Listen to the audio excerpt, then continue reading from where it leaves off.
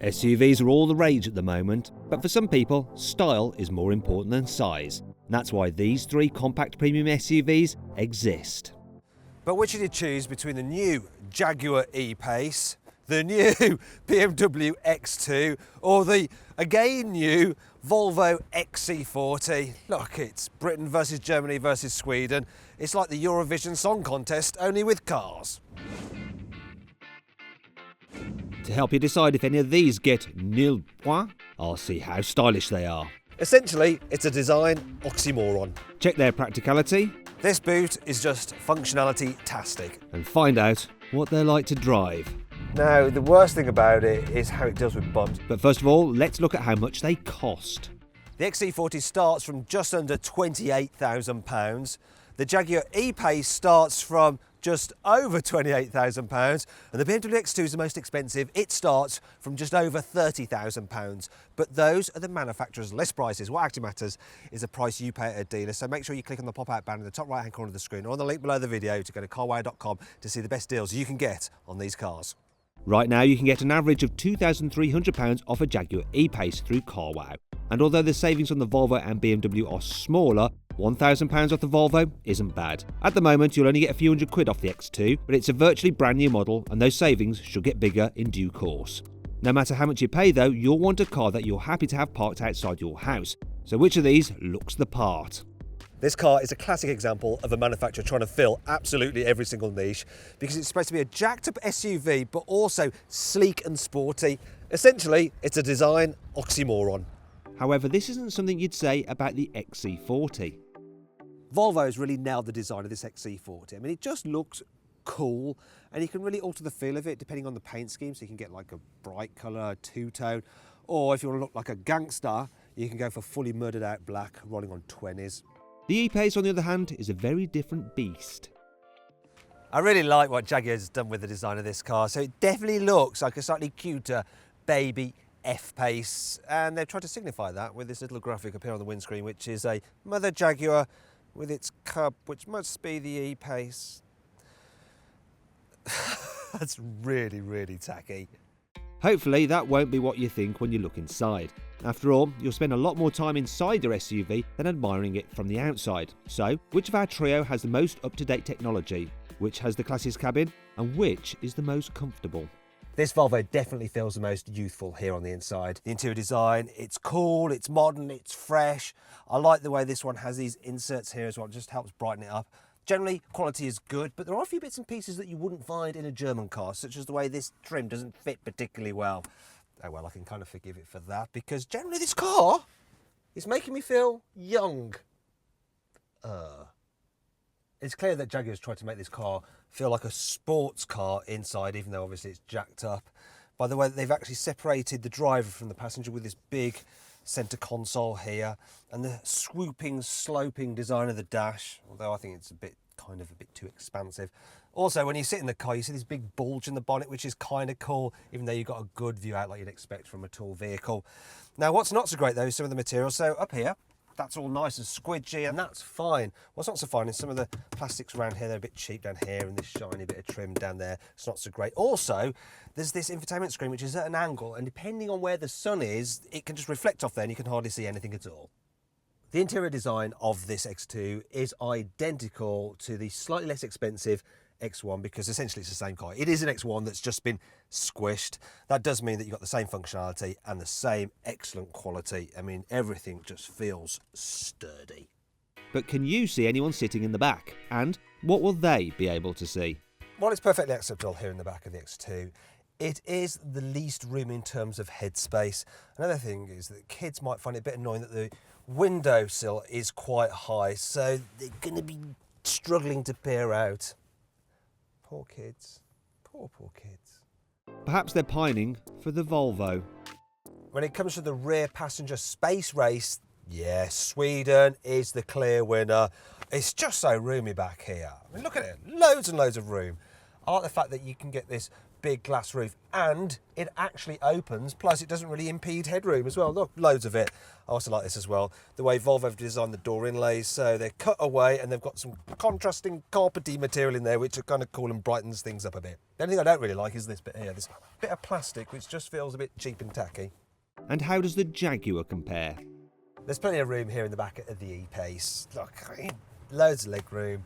Headroom's good as well, even for people over 6 foot, even if you specify the optional glass roof, which is quite nice because it makes it feel brighter back here.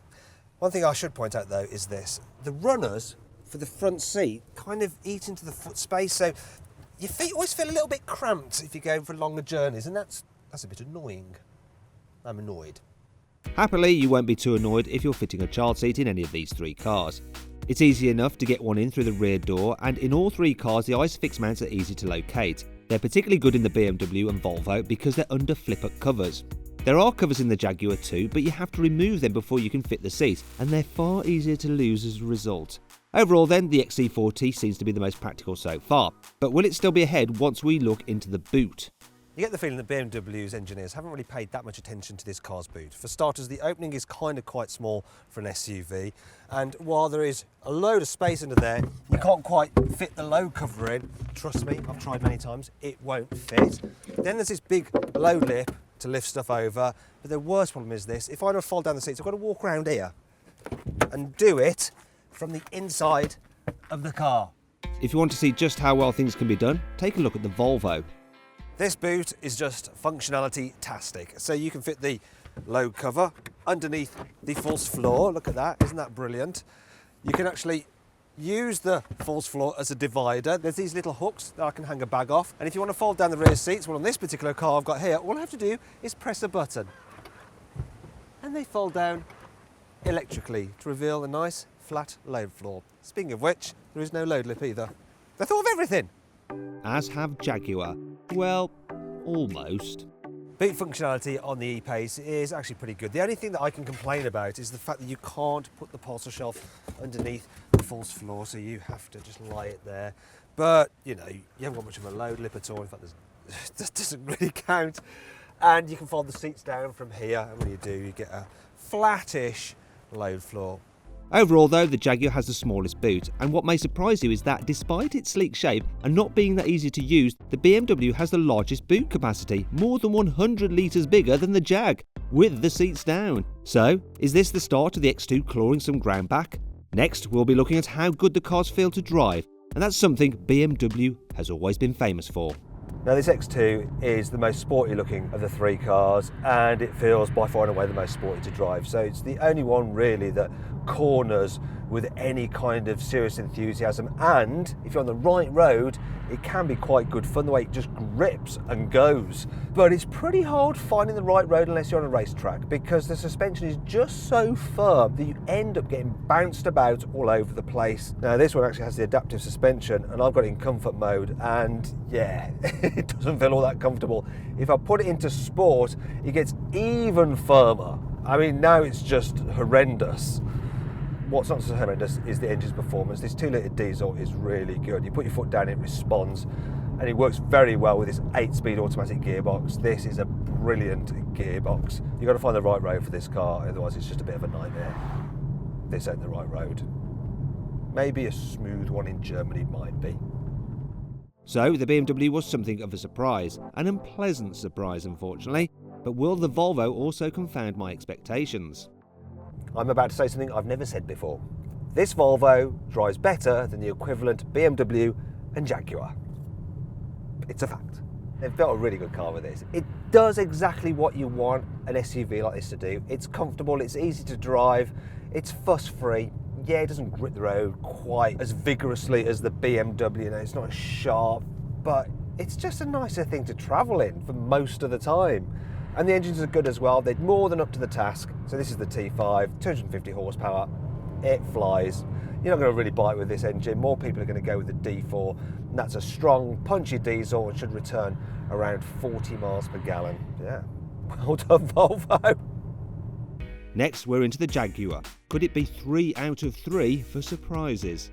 Now you might be expecting this Jaguar E-Pace to be all sporty and fun to drive, but unfortunately, No, it's not, and that's because it's not actually based on the F-Pace. Underneath the skin, it's actually based on the old Range Rover Evoque, and so it's really quite heavy. In fact, you feel like it's filled with lead in the way that it's just like kind of a little bit bulky and ungainly. Now, the worst thing about it is how it deals with bumps. It's constantly fidgeting about, and you feel like bumps going through the camera, and they give you a bit of a jolt, and it's just not what you expect from a Jaguar. They're supposed to be brilliant to drive, and this is just...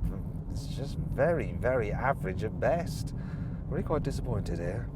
I'm a little bit disappointed with the engine as well. So, to rev it, this diesel, it's quite noisy. And even though it's got 180 horsepower, it doesn't feel that quick because, like I said, this car is pretty blooming heavy. It's got a lot of work to do to haul it along. Yeah, weight is this car's problem. So, at the end of our international competition, in full Eurovision style, we've gone to the juries and collected the votes. But where does that leave us? Well, this decision is probably one of these I've had to make. So the E-Pace, it's all right. The BMW X2 is slightly better, but they both pale in comparison to the XC40, which is the most stylish, it's the most practical, it's got great gadgets on it, it's the nicest to drive, it's just better. And that's why it wins this test rather easily. If you enjoyed this video, please like it and share it. Click on our logo to subscribe to this channel, on the video window for more content, and on the deals box to go to carwow.com to see how much you can save on a new car.